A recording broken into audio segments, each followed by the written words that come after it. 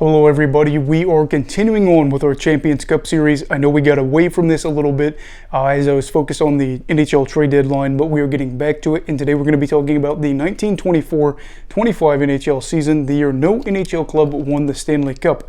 What do I mean by that? I guess you'll find out. Now, before we start, I wanted to say please make sure to subscribe to my channel if you're new to me, new to hockey, whatever the case may be. I'd love to have you here along the way. Now, let's get into it. So, this is the 8th NHL season, and this was big as the league expanded, going from 4 teams to 6 teams. Those 2 new teams would be the Montreal Maroons. Montreal now has 2 teams, and then the Boston Bruins, the first NHL club in the US, I should say. And this is big, as we talked about in the last Champions Cup, where the league was talking about expanding into America, and they did so. And this was also big because the schedule was expanded from the typical 24-game season to 30 games. This would also be wild, too, as the best regular season team was shocking in this sense that it was the Hamilton Tigers, who went 19-10-1, and that was probably the biggest surprise of this season.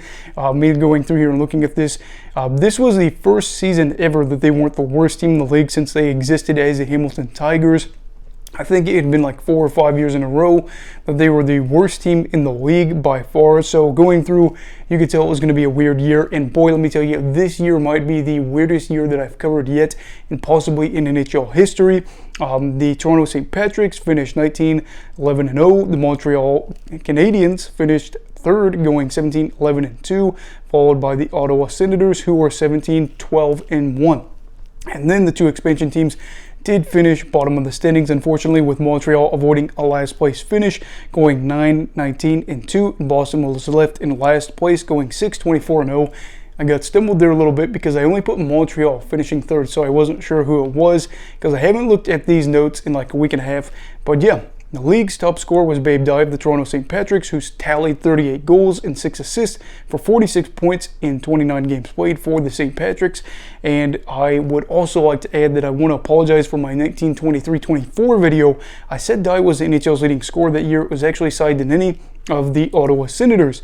As for the Hart Trophy winner, it was Billy Birch of the Hamilton Tiger Cats, who scored 20 goals along with 6 assists in 27 games played. I am guessing that he had to have some impact defensively, or he laid a lot of hits, whatever the case, because with Dye being able to rack up all those goals, I am a little shocked like that. But that's the case. As for the NHL Championship playoffs, this is where things got interesting, and not all in a good way. With the expansion of the league, the NHL decided 3 teams would make the postseason instead of 2 like seasons prior, with the 2nd and 3rd place teams playing each other in a 2-goal total game series for the right to take on the top club. So in this case, it would be the Montreal Canadiens taking on the Toronto St. Patricks, and one team would go on to play the Hamilton Tigers.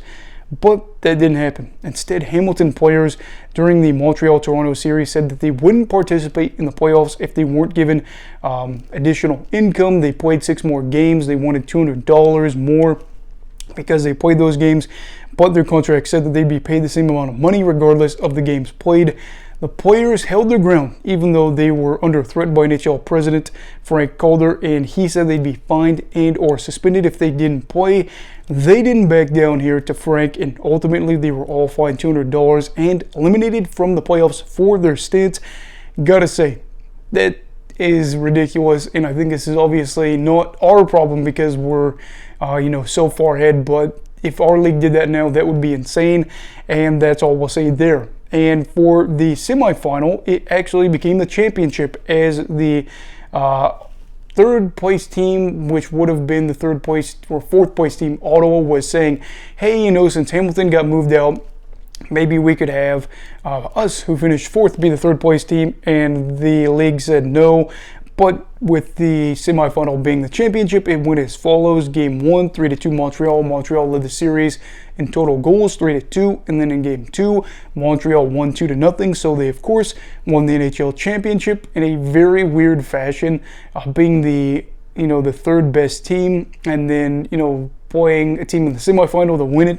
But there you go. From there on, the Habs would go on to play the WCHL, Western Canada Hockey League, or WCHA, Western Canada Hockey Association winners, the Victoria Cougars. And if you followed this series, the PCHA was a league that competed with the NHL extensively up to this point. They actually folded into the WCHL, or they just folded in general, and a few teams ended up going into the WCHL, but that was kind of the end of 3 leagues competing for the Stanley Cup.